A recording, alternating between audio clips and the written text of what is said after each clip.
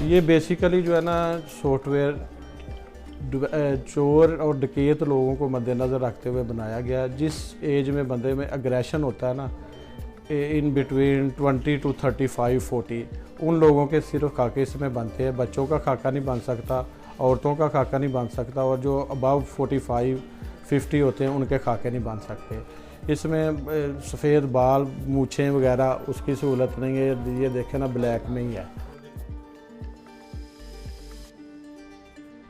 बुज़ुर्ग जो लोग हैं ना, वो इतनी कोई दहशतगर्दी वगैरह नहीं करते। अग्रेसिव पीपल जो होते हैं, वो अग्रेशन बंदे में 35 तक ही रहता है, बाद में बंदा नहीं ऐसे काम नहीं करता।